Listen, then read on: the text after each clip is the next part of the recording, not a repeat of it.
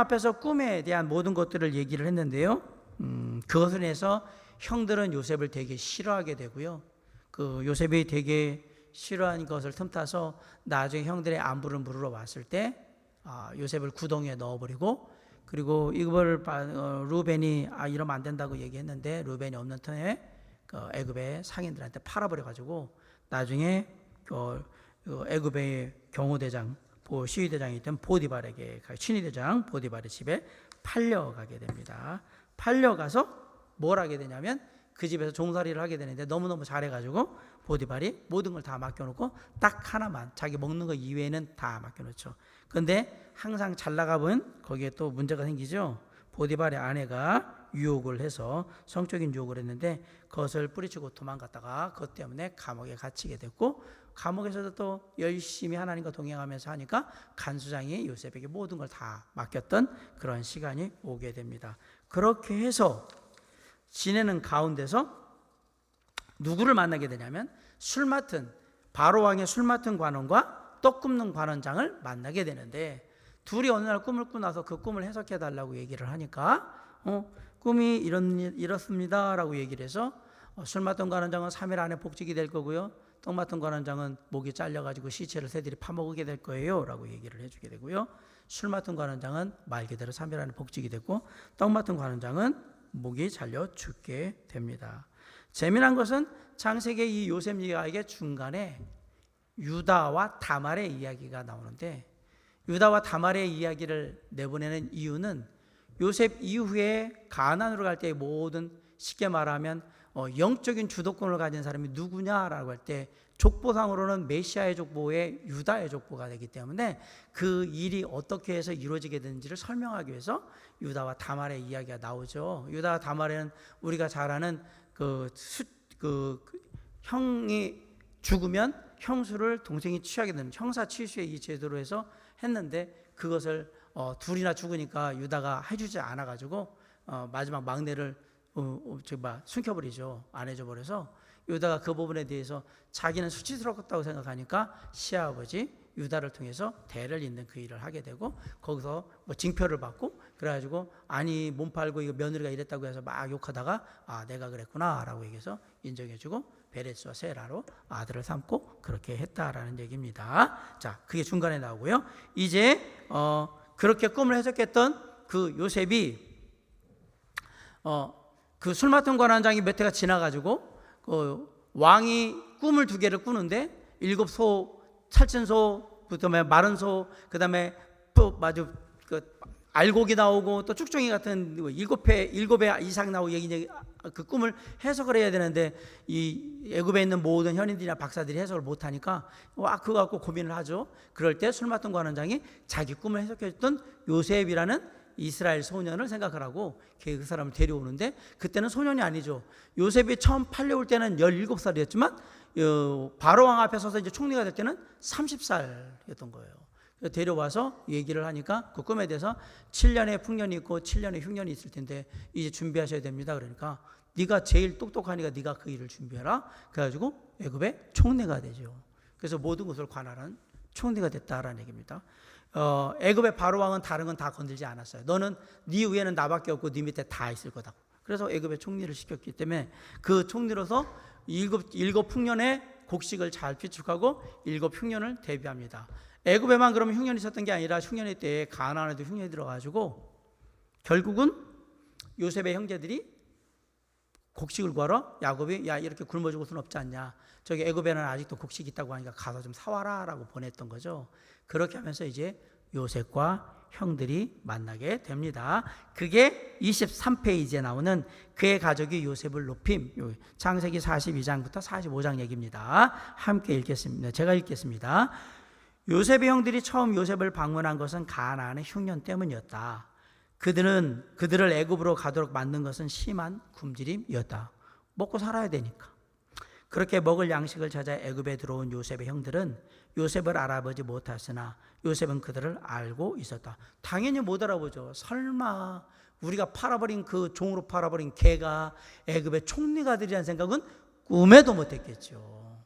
그러니까 비슷하게 생겼을지라도 알아볼 수가 없고 뭐 어떤 얘기를 하더라도 이 삶은 될 수가 없는 일이니까 아예 그쪽은 생각도 안 하니까.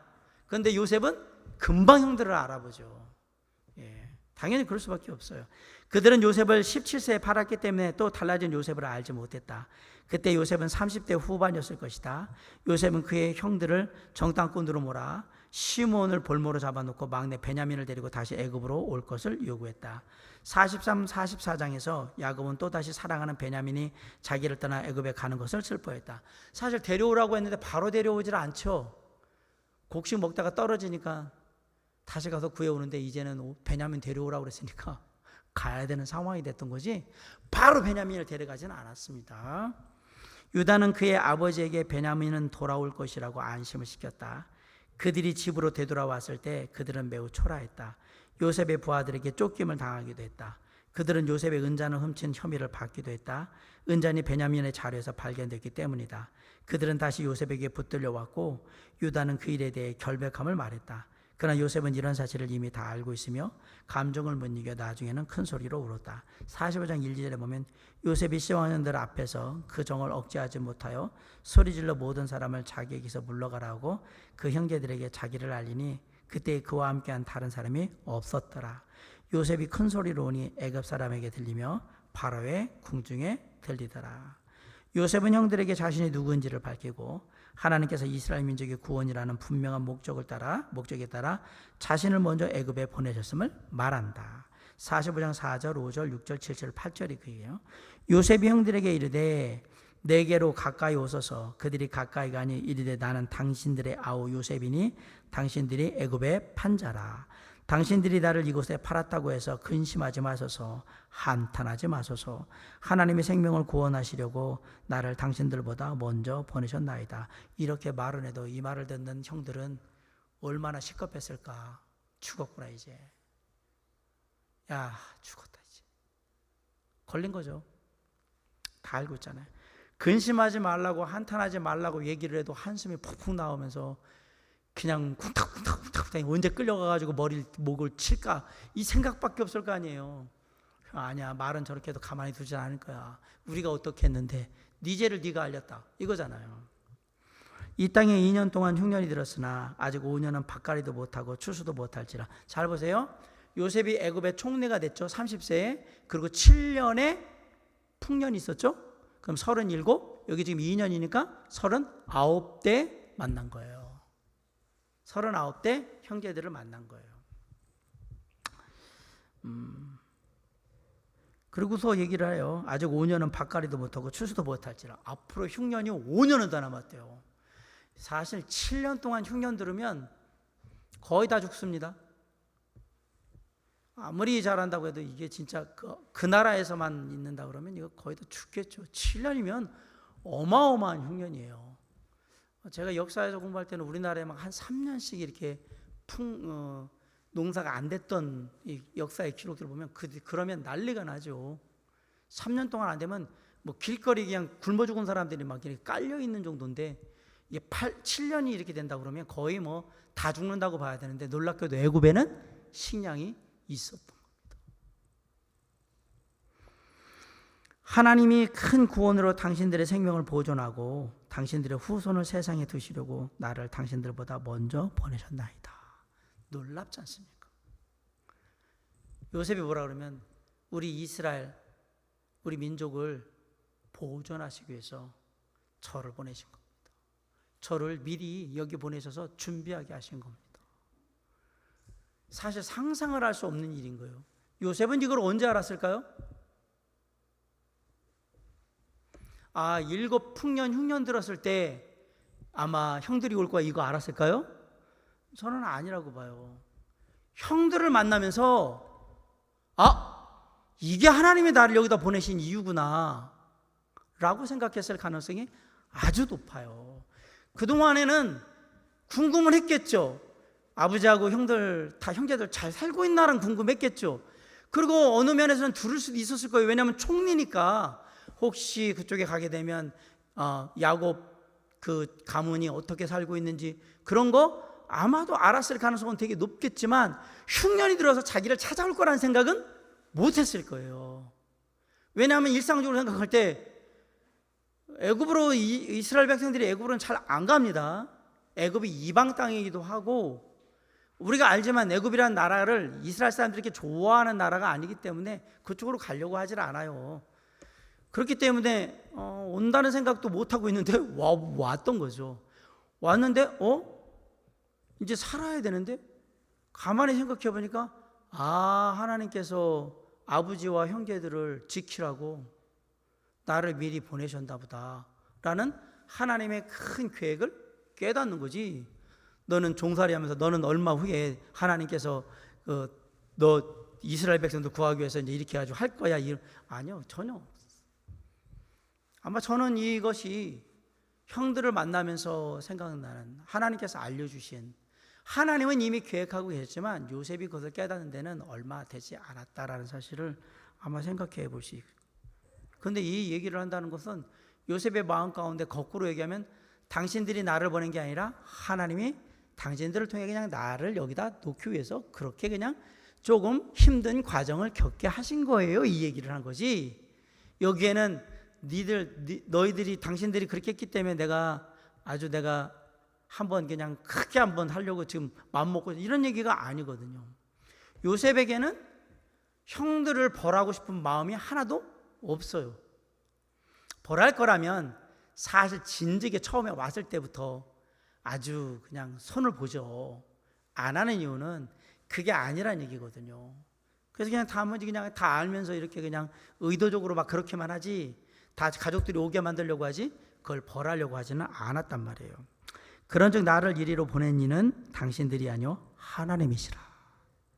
이게 요셉의 고백입니다. 하나님이 나를 바로에게 아버지로 삼으시고 그 온 집의 주로 삼으시며 애굽 온 땅의 통치자로 삼으셨나이다. 이 재미난, 하나님이 나를 바로에게 아버지로 삼으시고, 요셉이 그럼 바로의 아버지란 얘기예요? 그 온 집의 주로 삼으시며 애굽 온 땅의 통치자로 삼으셨나이다. 아버지와 같은 그렇게 존중하는 마음으로 내 얘기를 듣게 했다, 이 얘기예요. 하나님이 그렇게 바로에게 나를 세우셨습니다. 그러면 왕가에서 아버지가 얘기하는 건 왕도 다 들어요. 상황이 얘기하면 다 들어요. 그 얘기는 뭐냐면 하나님께서 나로 바로가 내가 하는 모든 얘기를 다 듣게 하셨다. 그만큼 권위를 갖게 만드셨습니다. 이것은 하나님의 계획과 역사하심에 대한 정말 중요한 고백이다. 요셉은 베냐민과 형들에게 놀라운 은혜를 베풀었다. 이유고 그의 형들은 요셉과 바로의 호의를 감사하며 가나안으로 떠났다. 왜 가나안으로 떠났습니까? 아버지 데려와야 될 거 아닙니까? 아버지. 야곱을 데려와야 되죠. 12지파에 대한 야곱의 축복 46장부터 50장. 야곱은 모든 소유를 이끌고 브엘세바까지 가서 하나님께 제단을 쌓았다. 그러자 하나님은 2절 3절에서 이스라엘에게 이렇게 말씀하셨다. 그 밤에 하나님이 이상 중에 이스라엘에게 야곱에게 나타나 이르시되 야곱아 야곱아 하시는지라. 야곱이 이르되 내가 여기 있나이다 하매 하나님이 이르시되 나는 하나님이라. 네 아버지의 하나님이니 애굽으로 내려가기를 두려워하지 말라. 내가 거기서 너로 큰 민족을 이루게 하리라. 놀랍게도 야곱이 브엘사바에 와서 하나님께 제단을 드리면서 제사를 드린 이유가 여기 나와요. 아마 미루어 짐작하기는 마음에 이렇게까지 하면서 애굽에 가야 되나라는 생각이, 아까 제가 얘기했잖아요. 이스라엘 사람들은 애굽에 가는 걸 그렇게 즐겨하는 저희가 아니에요. 그렇기 때문에 가야 되나? 이게 하나님의 뜻인가? 요셉이 거기 있다고 하는데, 오라고 하는데 그 마음이 있어요. 그런데 그날에 하나님께서 얘기하시는 거예요. 내가 거기서 너로 큰 민족을 이루게 하리라. 하나님의 계획이 있으니까 애굽에 내려가는 거 걱정하지 말고 겁내지 말고 가라고 얘기를 하는 거예요. 미리 그 길을 다 누구를 통해서? 요셉을 통해서 내가 예비해 놨다. 하나님이 야곱에게 말씀하신 이 내용은 하나님과의 7번째 만남이면서 마지막 말씀이에요. 야곱에게 한 첫 번째는 베델에서 형 에서의 길길이 날뛰는 에서를 피해서 도망가다가 베델에서 처음으로 하나님과 만납니다. 창세기 28장 13절에서 또 본즉 여호와께서 그 위에서 서서 이르시되 나는 여호와니 너의 조부 아브라함의 하나님이요 이삭의 하나님이라. 네가 누워 있는 땅을 내가 너와 네 자손에게 주리니. 이거 아브라함에게 얘기했던 약속 그대로 하는 거예요. 두 번째는 외삼촌 라반과 가족들로 인해 갈등을 겪은 후에 창세기 31장 3절에서 여호와께서 야곱에게 이르시되 네 조상의 땅 네 족속에게로 돌아가라. 내가 너와 함께 있으리라 하신지라. 이제 가. 더 이상 여기서 그런 취급받지 말고 가. 원래 네 고향으로 이제 가. 됐어 라고 얘기한 거죠. 세 번째는 형 에서를 만나러 가는 중에 창세기 32장 1절에 보면 야곱이 길을 가는데 하나님의 사자들이 그를 만난지라. 세 번째로 만납니다. 네 번째는 야복 강가에 홀로 있을 때 창세기 32장 24절 야곱은 홀로 남았더니 어떤 사람이 날이 새도록 야곱과 씨름하다가, 여기서 어떤 사람이 하나님의 성육신한 모습이다라고 제가 말씀을 드렸죠. 다섯 번째, 세겜에서 딸 디나의 다나라고 썼네. 디나의 일을 당한 후에 창세기 35장 1절에 보면 하나님이 야곱에게 이르시되 일어나 베델로 올라가서 거기 거주하며 네가 네 형 에서의 낯을 피하여 도망하던 때에 내게 나타났던 하나님께 거기서 제단을 쌓으라 하신지라. 여기서 제단 쌓으라는 얘기는 이제 하나님 앞에 예배드리고 정신 똑바로 차리고 이제 다시 한번 하자 이 얘기거든요. 너 옛날에 도망가다가 하나님 만나서 나 만나가지고 거기서 제단 쌓고 예배드렸잖아. 똑같이 이제 그때 이 말을 우리가 보통 말하면 초심으로 돌아가라 이 얘기. 너 처음 만난 하나님의 약속 기억하고 처음으로 돌아가라. 초심으로 돌아가라. 여섯 번째는 밧다라람으로 돌아와 정착한 후에, 그렇게 해서 와서 밧다라람에서 돌아와가지고 정착할 때예요. 창세기 35장 9절에 야곱이 밧다라람에서 돌아오매 하나님이 다시 야곱에게 나타나사 그에게 복을 주시고, 그렇게 해서 이제 정착한 다음에 축복을 받습니다. 일곱 번째, 애굽으로 떠나기 전 브엘세바에서 하나님께 제사를 드릴 때 46장 2절에 그 밤에 하나님이 이상 중에 이스라엘에게 나타나 이르시되 야곱아 야곱아 하시는지라. 야곱이 이르되 내가 여기 있나이다 하매. 재미난 건 앞에는 이스라엘에게 나타났다고 그랬어요. 뒤에는 이름을 뭐라고 불러요? 이스라엘아라고 안 부르고 야곱아라고 불러요. 재밌어요. 왜냐하면 내가 이제 더 이상 너 야복강가에서 뭐라면 너를 야곱이라고 안 하고 이스라엘이라 하리라 그랬어요. 그래서 그 다음에 표현해 보면 이스라엘 이렇게 나오는데 여기서 이스라엘이란 말과 이름과 야곱이란 말이 같이 나오고 있어요. 하나님이 누구에게 나타나셨냐면 이스라엘에게 나타나셨어요. 그런데 야곱이라고 부르셔요. 이스라엘은 이스라엘 민족을 대표하는 그냥 사람인 거예요. 야곱은 야곱이라는 한 사람인 거예요. 하나님은 이스라엘이라는 그 큰 민족을 이룰 그 첫사람에게 나타나셨어요. 그런데 여기서 부를 때는 어떻게 보면 인간적인 야곱을 찾고 있는 거예요. 야곱아, 이건 뭐냐면 개인적인 관계가 이제는 야곱이 옛날 같지 않다라는 얘기입니다.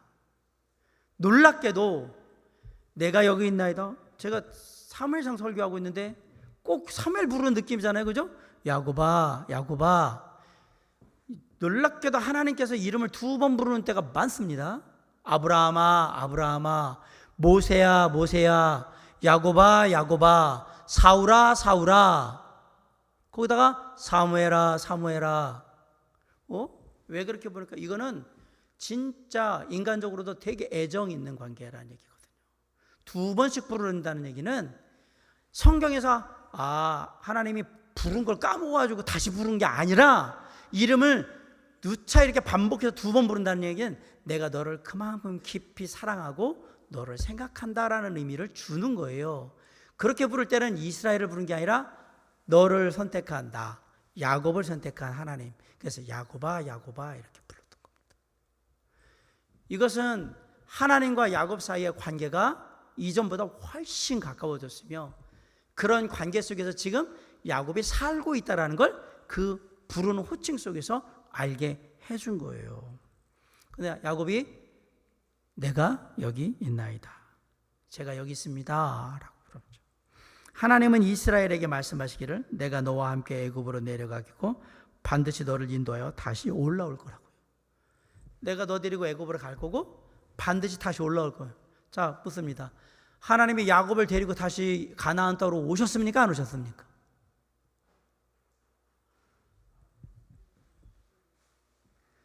하나님이 살아있는 동안 직접 야곱을 데리고 오지는 않으셨죠. 누가 데리고 왔죠? 야곱이 죽었을 때 야곱의 시신을 누가 가지고 왔냐고요? 요셉이 가져와요. 하나님은 당신이 직접 한 게 아니라 당신이 요셉을 통해서 그 일을 하게 하시는 거예요. 중요한 건 뭐냐면 내가 하든 내가 사람을 쓰든 간에 너는 반드시 여기로 가나안 땅으로 돌아올 거라고 약속을 딱 해줘요. 이게 왜 중요하냐? 야곱의 나이가 지금 살 만큼 산 나이예요. 아시지만 나이 들면 살던 데 떠나는 게 쉽지가 않아요. 애굽으로 말하면, 지금으로 말하면 미국으로 가는 거예요. 한 70 됐는데 홍 집사님 70대 가지고 미국 가시라 그러면 가시겠어요? 안 가죠. 네. 얼굴에 안 가겠습니다라는 게 그냥 여기 써 있잖아요. 제가 지금 55인데 저한테 지금 가서 앞으로 미국 가서 살래요 그러면 솔직히 저도 7대 3 안 가고 싶은 마음 7, 혹시라도 어떤 이유가 있으면 가면 막 3 있는데, 그런데 만약에 뭐 지휘자매한테 미국 가라 그러면 네! 그러고 갈 거예요. 저기는 이미 막 30대밖에 안 되기 때문에 젊은 사람들은 가겠죠, 그죠? 근데 나이 들어가지고 내가 이 나이에 거기 가가지고 뭐하리, 내 친구들 여기 있고 내가 편하게 있는 여기가 있기 때문에 가기 싫어, 이 얘기거든. 지금 야곱은 마치 미국 가는 거하고 똑같은 거예요. 가겠냐고요. 그러니까 가고 싶지도 않은데 그리고 애굽이라는 나라에 꼭 가야 되나 뭐 이런 생각이 드는데 누가 가라고 그러면 하나님이 가라고 하셔. 요셉을 생각하면 가야 되는데 남은 인생을 생각하면 그냥 잠깐 갔다 오는 거라면 그냥 미국에 뭐 한 달 갔다 오는 이런 거면 괜찮은데 이게 아니라 가서 그냥 있어야 되는 거란 말이에요. 그러니까 거기 이게 내가 가야 되나? 거기서 살아야 되나? 이 생각인 거예요. 다 와서 살아야 되니까. 그도 그럴 게 5년의 흉년이 끝났다고 올 수 있는 게 아니잖아요. 왜냐하면 거기 자리 잡게 다 해줬기 때문에 못 나왔단 말입니다. 가면 얼마를 있게 되냐면 340년을 있게 돼요. 340년을 거기서 머물게 된단 말이에요. 모세가 데리고 나올 때까지. 그렇기 때문에 당연히 야곱은 가는 게 주저할 수밖에 없는 거예요. 그런 상황인데 그들은 야곱의 집 사람으로 애굽에 이른 자가 모두 70명인데 모세를 통해 애굽에서 나와 여호수아가 가나안 땅에 인도하기까지 60만 1730명의 큰 무리를 이룰 것이라는 사실을 깨닫지 못했죠. 갈 때는 70명이 갔는데 올 때는 장정만 20세생 장정만 60만 명이에요. 그러면 곱하기 4를 해야죠. 64 있어요. 왜? 밑에가 더 많을 거예요. 아마 위에보다. 두 번째 여자들 보통에 뭐 한 둘씩 정도 되니까 4인 가족 기준으로 한다 그러면 3인 가족만 해도 180만 명, 4인이면 240만 명, 그래서 최소한 200만 명은 넘었을 거다라는 얘기예요. 이 이스라엘 백성들이 출애굽했을 때 200만 명이 넘었을 거라고 보는 이유는 그렇습니다. 그래서 얘기하는 거죠. 광야에서 200만 명이 매일 똑같이 먹고 마시고 한다고 생각해 보세요. 그걸 누가 먹일 수 있는가? 인천 인구가 제가 알기로 한 280만 명, 270만, 80만 정도 돼요. 여기 조금만 빼가지고 그 매일 먹고 끌고 간다고 생각해 보세요. 이 인구가 200만 명이면 어마어마한 숫자예요. 진짜로. 그들은 애굽에서 바로의 인정을 받았고요. 라암셋의 땅, 라암셋이 고센이거든요. 고센의 지명이 라암셋이야. 라암셋. 새로 만든 신도시 같은 느낌이에요. 원래 이쪽에는 애굽 사람들은 안 살았어요. 애굽은 목축을 안 합니다. 농사 짓는 민족이고 목축은 그래도 누가 했던 거예요? 이스라엘 백성들이 했던 거예요. 고센 땅이 그런 땅이거든요. 목초지. 야곱은 애굽에서 17년을 살아요. 야곱에게는 죽기 전에 말해 두어야 할 여러 가지 일들과 아들들에게 줘야 될 축복들이 있었다. 그러면 갔을 때가 5년 흉년 남았을 때니까 뭐 5년 사는 데 5년 지냈고 12년을 더 살게 되는 거죠. 그리고 이제 거기서 마무리를 짓는 거죠. 야곱은 창세기 48장 3절로 4절에서 그 언약을 반복해요. 요셉에게 이르되 이전에 가나안 땅 루스에서, 루스가 원래 이름이 루스고 나중에 바뀐 이름이 뭐냐면 베델이에요. 베델에서 전능하신 하나님이 내게 나타나사 복을 주시며, 야곱은 전능하신 하나님을 자기가 처음으로 만난 때가 언제라고 얘기해요? 베델이라고 분명히 얘기해요. 그리고 다시 베델로 돌아오죠. 그래서 거기를 뭐라고 그러면 엘베델이라고 불렀던 겁니다. 야곱이 다시 돌아왔을 때. 그래서 제가 처음에 뭐라고 그랬어요? 우리에게는 베델이 있고요, 우리의 신앙을 다시 한번 돌이켜서 하나님 앞에 결단하는 엘베델도 있어야 합니다라고 말씀을 드렸죠. 그죠? 야곱은 그곳이 베델이었던 겁니다. 내게 이르시되 내가 너로 생육하고 번성하게 하여 내게서 많은 백성이 나게 하고 내가 이 땅을 네 후손에게 주어 영원한 소유가 되게 하리라 하셨느니라. 이 약속 어디서 많이 들어봤는데요? 이거 누구한테 한 약속이죠? 아브라함한테 한 약속입니다. 아브라함한테 한 약속은 이삭에게도 했고요, 야곱에게도 했어요. 이스라엘 백성들에게 영원한 약속이에요. 이스라엘은 요셉의 아들들인 에브라임과 므낫세를 영접하였고 장자 므낫세보다도 차자 에브라임을 축복하였다. 장자가 아닌 차자에게 장자의 축복이 전해지는 경우가 창세기 안에만 지금까지 5번 있는데요. 카인하고 셋, 카인이 제일 형이죠. 사실 아담에 다 안 가요. 이스마엘하고 아브라함, 이스마엘이 아브라함의 첫 번째 사실 아들인데 약속이 사실 이게 아니라 못 받아요. 아브라함. 에서하고 야곱 중에 야곱이 받아요. 르우벤과 유다 중에 유다가 받습니다. 유다는 둘째 아들도 아니에요. 4번째 아들이에요. 므낫세와 에브라임 중에 에브라임이 이렇게 그 가문의 장자권이 이렇게 차자에게 가는 경우가 많이 있었다.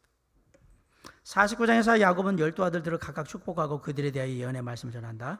그 중에 장자권을 상속받은 유다를 통해 야곱은 그리스도의 성육신이 있을 것임을 예언하고 있다. 유다야, 너는 네 형제의 찬송이 될지로다. 네 손이 네 원수의 목을 잡을 것이요 네 아버지의 아들들이 네 앞에 절하리로다. 유다가 가나안 정복하는 데서도 가장 강력한 지파입니다. 유다 지파가 가나안 정복 전쟁에 있어서 가장 앞장서서 이 일을 처리한 지파가 유다 지파예요. 놀랍게도 여기서 이미 유다에 대해서 얘기를 하고 있어요. 유다는 사자 새끼로다. 유다는 사자 새끼예요. 사자 새끼. 내 아들아, 너는 움킨 것을 찢고 올라갔도다. 그가 엎드리고 웅크림이 수사자 같고 암사자 같으니 누가 그를 범할 수 있으랴. 숫사자는, 사자 수컷은 먹이를 갖고 와야 되기 때문에 사납고요, 암컷 사자는 새끼를 지켜야 되기 때문에 사나워요. 둘 다한테 걸리면 죽어요. 그만큼 유다는 용맹스럽고 아주 강하다라고 얘기한 거예요. 유다 지파는 그렇게 될 거라고 얘기한 거예요. 규가 유다를 떠나지 아니하며 통치자의 지팡이가 그 발 사이에서 떠나지 아니하시기를 실로가 오기까지 이르리니 그에게 모든 백성이 복종하리로다. 그의 나귀를 포도나무에 매어 그의 암나귀 새끼를 아름다운 포도나무에 맬 것이며 또 그것을 포도주에 빨며 그의 복장을 포도즙에 빨리로다. 아우, 포도 풍년이네요. 이 얘기는 무슨 얘기냐면 그 당시에는 포도주는 음료수예요. 음료수. 우리가 물 먹는 거하고 똑같은 건데 이게 많다라는 얘기는 아주 풍요로운 삶을 살게 될 거라고 얘기하는 거예요. 포도주를 갖고 별걸 다 하잖아요. 이게 보세요. 옷도 빨고 뭐 다 하겠다고. 그의 눈은 포도주로 인하여 붉겠고 그의 이는 우유로 말미암아 희주다. 포도주와 우유도 많대요. 10절에 기록된 규와 지팡이는 왕권을 상징합니다. 특히 통치자의 지팡이가 발 사이에서 떠나지 않냐시기를 이라는 표현은 지팡이를 발 사이에 두고 심판하는 왕의 모습을 보면서, 여러분들 혹시 이렇게 바로나 이렇게 왕을 보면 이렇게 왕의 지팡이를 이렇게 가운데 이렇게 딱 놓고 있는 혹시 그림을 보신 적 있어요? 그 애굽의 왕이나 이렇게 이방의 왕이 의자에 앉았을 때 이렇게 지팡이 같은 걸 가운데 이렇게 딱 놓고 앉잖아요. 이게 규야 지팡이에요. 그건 뭐냐면 내가 왕이다. 그리고 지팡이로 지적하면 지팡이가 지적한 대로 죽거나 살거나 이게 그거거든요. 그렇게 떠나지 않다. 발 사이에서 떠나지 않는다는 얘기는 계속해서 유다가 왕의 계보를 잇게 될 거다. 어떤 메시아의 계보를 잇게 될 거란 말입니다. 실로가 오시기까지 이르리니, 실로는 평안하다라는 이름의 샬라, 여기서 나온 게 샬라, 평안하다, 살렘, 샬롬, 이게 다 여기서 나온 거예요. 이스라엘 사람들이 샬롬, 평안을 빕니다 이렇게 한 거예요. 장차 오실 메시아를 직접 가리키는 거예요. 실로는 그분이 왕으로 오실 때 모든 나라가 복종하게 되는 영광스러운 장면을 예언한 것이다. 그분은 분명히 유다 지파에서 오실 그리스도를 의미하며 그리스도께서 이 땅에 다시 오셔서 모든 백성을 자기 발 앞에 무릎 꿇게 하시는 것을 말한다. 50장에서는 야곱이 죽게 되는데 애굽인들이 70일 동안 애곡하였음을 유의하여 보아야 된다. 야곱이 죽었는데 70일 동안 애곡을 해요. 이상한 일이라고 생각되지 않는가? 당시 애굽의 바로 왕이 세상을 떠나게 되면 그를 위해 72일 동안 애곡하는 기간을 가졌다고 한다. 딱 왕보다 이틀 적게 했어요. 그러면 왕에 준하는 국장을 했다는 얘기죠. 지금 70일을 애곡했다. 그런데 야곱을 위해서는 70일 동안 애곡을 했다. 야곱의 장례식은 애굽의 국가장에 준하는 것이었다. 그만큼 요셉이 애굽에서 왕에 버금가는 대단한 지위를 지닌 사람이었음을 보여준다. 요셉은 아버지의 시신을 40일에 걸쳐 미라로 만들게 했어요. 미라로 만들었어요. 애굽 사람들은 종종 시신을 미라로 만들곤 했다. 그런데 이 미라로 만드는 것도 부잣집이나 하는 거지 가난한 사람들은 미라로 못 만듭니다. 미라로 만든 기나 해서 가정이 40일이라면 그 40일 당 장례사를 쓰는데 돈이 얼마나 많이 들겠습니까? 일반 사람은 못 만듭니다. 그냥 이건 귀족들이나 돈 많은 사람들이 하는 거예요. 그만큼 요셉의 지위가 어마어마한 사람이기 때문에 아버지를 그렇게 했다라는 얘기예요. 그리고 미라를 만든 이유가 있어요. 그래서 애굽 사람들은 요셉이 아버지의 시신을 미라로 만든 것은 애굽의 장례법을 따랐기 때문이라고 생각해요. 애굽 사람들이 생각할 때 요셉 총리께서 아버지를 애굽의 전통적인 장례 형식인 미라를 하신다. 우리를 좀 존중해 준다라고 생각하는데 사실은 그게 아니고요. 뭐냐면 여기 잘 보세요. 그러나 요셉은 아버지 유언대로 시신을 가나안의 막벨라 굴에 안장하려면 시신 그들을 운둔해서 높은 온도에 시신이 부패하게 되어 불가능하다는 자랐기 때문에 아버지 야곱의 시신을 미라로 만들므로 애굽의 장례법도 존중하고 시신도 온전하게 보존하여 아버지 유언도 지키는 지혜를 보인 것이다. 놀랍지 않습니까? 겉으로 볼 때는 애굽의 문화를 존중하는 애굽의 총리로서의 아주 좋은 모습을 보이면서 사실은 이거 가나안까지 시신 그대로 갔다가 이 높은 기온에 다 부패해서 썩어버립니다. 일주일 안으로 막 그냥 진물 나고 난리도 아닐 겁니다. 냄새는 어떻게 하고 이거를 40일 동안 미라로 처리했다는 건 수분 다 빼내고 딱 그 향료 넣어가지고 했다라는 얘기잖아요. 이 요셉이 진짜 지혜로운 사람이라는 걸 알 수가 있어요. 자신이 애굽의 총리로서의 본분도 잊지 않고요. 아버지의 시신을 가나안 땅까지 가는 것에 대한 그것도 다 이루고. 이게 세상을 사는 지혜인 거예요. 진짜. 야곱은 가나안 땅으로 옮겨져서 그의 친족들과 함께 막벨라 굴에 붙였다. 요셉은 애굽으로 다시 돌아온 후 그의 형제들에게 하나님이 이스라엘의 후손들을 애굽 땅에서 이끌어내어 아브라함에게 맹세하신 가나안 땅으로 인도하실 것을 믿으라고 말하고 자신이 죽으면 해골을 메고 가나안 땅으로 올라가 달라고 부탁하고는 그 믿음으로 110세까지 살다가 죽게 된다. 요셉이 그의 형제들에게 이르되 나는 죽을 것이나 하나님이 당신들을 돌보시고 당신들을 이 땅에서 인도하여 내사 아브라함과 이삭과 야곱에게 맹세하신 땅에 이르게 하시리라 하고 요셉이 또 이스라엘 자손에게 맹세시켜 이르시기를 하나님이 반드시 당신들을 돌보시리니 당신들은 여기서 내 해골을 메고 올라가겠다 하라 하였더라. 요셉이 110세의 죽음에 그들이 그의 몸에 향제를 놓고 애굽에 입관하였더라. 이렇게 요셉의 생애를 끝으로 창세기도 전부 끝나게 된다.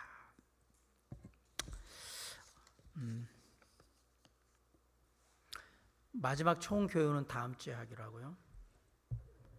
요셉의 생애를 통해서 요셉이 우리에게 알려주는 것은 두 가지입니다. 첫째 모습은 모든 것에는 하나님의 계획하심, 뜻이 있습니다. 그것이 힘들고 어렵고 외롭고 아프고 험난한 길일지라도 하나님을 믿는 자에게는 늘 하나님이 함께 하시며 그 안에는 선하신 계획이 있음을 믿어야 한다. 이게 요셉이 보여주는 교훈이고요. 두 번째, 저는 마지막 얘기를 하고 싶습니다. 요셉이 야곱을 데리고 가나안에 갈 때에 이 놀라운 지혜를 잘 보세요. 애굽의 총리로서 자신이 가나안의 전통적인 장례법을 따랐다고 그러면 애굽의 총리인데 그렇게 안 할 거라고 아주 빗발치는 여론의 화살을 맞았을 거예요. 근데 미라로 만들어야만 사실 가나안에 가는 게 편하거든. 다 만들어서 다 풀어가지고 거기다 놓겠죠. 그걸 보면서 세상을 살아가는 요셉의 지혜가 하나님과 함께하는 사람이라서 그런지 정말 뛰어나다. 모든 것을 다 아는 거예요. 불신자들에게도 믿는 자에게도 다 은혜를 끼칠 수 있는 그 일들을 하고 있는 모습을 보면서 확실히 하나님과 동행하는 사람은 다르구나 하는 것을 또한 깨닫게 됩니다. 우리도 세상에서 그렇게 살 수 있어야 돼. 불신자들도 우리를 좋아하고 믿는 자들도 우리를 좋아할 수 있는, 그게 가능해요? 네, 요셉을 보세요. 요셉은 가능해요. 요셉은 그렇게 살았던 사람이에요. 죽을 때까지 사랑받고 존경받는 인물이었어요, 애굽 사람들한테. 그랬으니까 아버지 죽었다고 해가지고 70일씩 곡하고 막 그랬겠죠. 사랑하는 성도 여러분, 우리의 삶에는 항상 주님의 계획하심이 있습니다. 믿으시기 바랍니다. 그 계획은 선하신 계획입니다. 그러한 하나님의 선하신 계획 가운데 우리가 이 땅의 삶을 살아갈 때 항상 우리는 하나님이 주시는 지혜가 필요합니다. 세상의 불신자들도 충분히 우리를 이해하고 함께 할 수 있는 지혜, 그리고 믿는 자로서 우리의 믿음을 절대 저버리지 않는 지혜, 그 지혜를 통해서 세상을 살아감으로 우리가 살아계 역사하시는 하나님과 함께 한다는 것을 우리의 삶을 통해서 보여줄 수 있다면 가장 좋은 삶이 아닐까 생각하면서 오늘도 그 과제를 다시 한번 갖고 삶의 현장으로 나아가는 저와 여러분에게 요셉과 함께 했던 주님이 동일하게 역사하셔서 우리를 이끄시고 축복하시기를 주님의 이름으로 간절히 축원합니다. 기도하시겠습니다. 사랑과 은혜가 풍성하신 아버지 하나님, 이 시간 기도합니다.